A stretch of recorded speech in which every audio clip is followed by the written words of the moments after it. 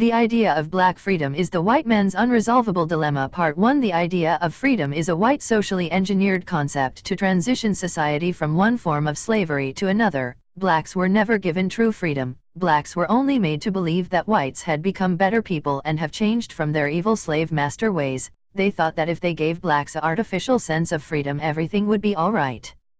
What they did not know is this false propagandizing of freedom would come back to haunt them forever and bite them in the ass.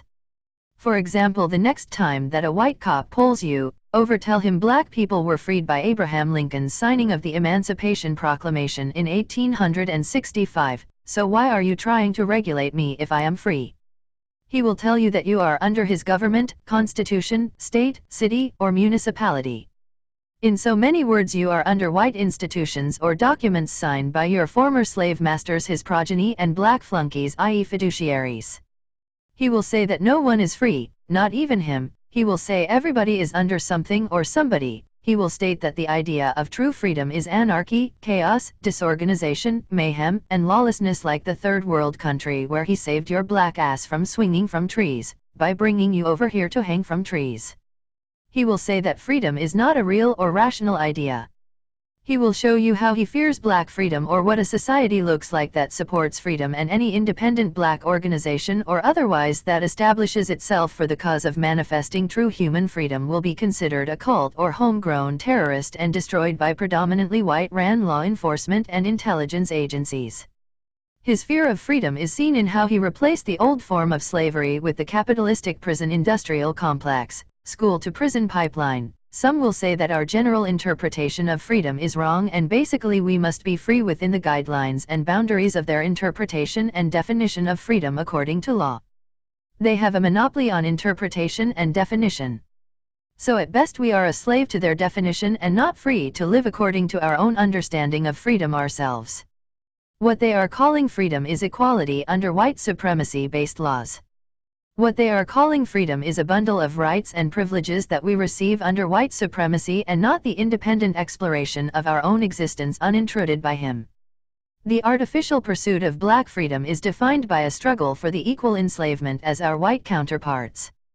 Whites themselves are not free and are slaves to a Christian Protestant value system mixed with corporate subjugation.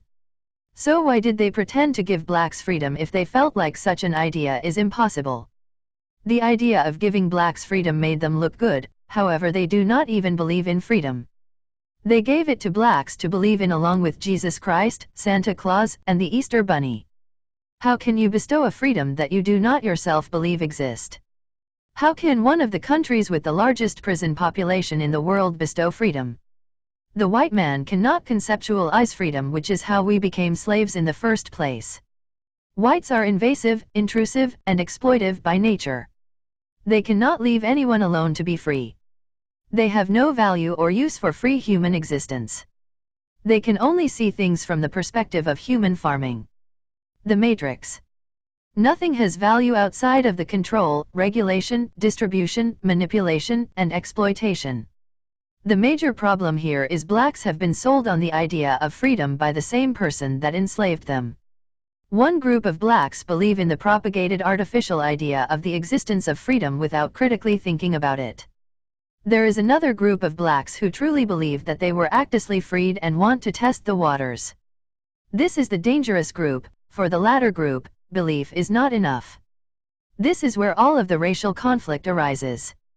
The white man has locked himself into trying to placate to an idea that he does not truly believe in. The white man's redemption is based on a false idea. If he admits that he did not and cannot free blacks, he is an irredeemable sinner in an irreconcilable situation. His salvation lies in the salvation of his slaves. This is the origin of white guilt. The artificial political idea of freedom is supposed to solve the problem of white guilt. If he admits that he did not and cannot free blacks or return them back to a self they never knew, he will then become an eternal debtor of a debt of which can only be paid with his life or freedom through bondage, torture, or death. The white man had to free us first so we can be integrated into his slave-driven society and managed by them for eternity, because if blacks had freed themselves they would have took over the plantation, the white man has created a Frankenstein and time-ticking bomb in his slaves by interjecting and implanting a false notion of freedom into his vulnerable slave population. He did this in order to escape from his responsibility from an almost irreparable circumstance. The white man's artificial idea of black freedom does not need land or territory, sovereign immunity, self-governance, self-determination, independent leadership, total self-sustainability, control over natural resources, or weapons.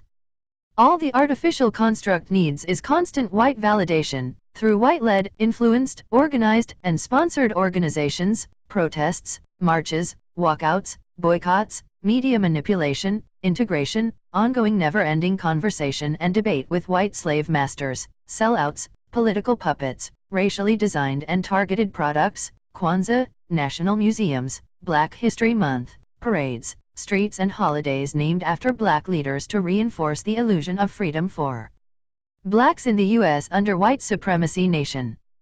What happened is whites have replaced blacks' original cultural and noble identity with the empty and endless pursuit of political and intellectual freedom under white supremacy.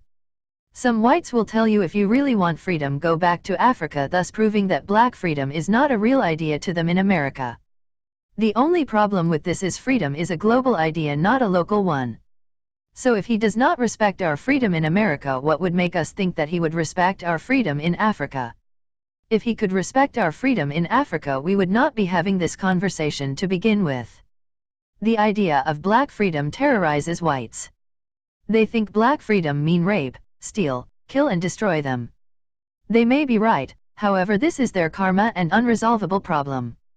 The white man is stuck between a rock and a hard place. If he admits he have not and cannot free us, we will destroy him in his irredeemable state, and if he let us continue to pursue the dangerous idea of freedom he gave us, we will ultimately destroy his society. The white man is attempting to micromanage the inevitability of his doom. We are inescapably headed towards a black new world order. This is the end of part 1. Join www.kingnobleuncensored.c.o.m. Donate and don't hate.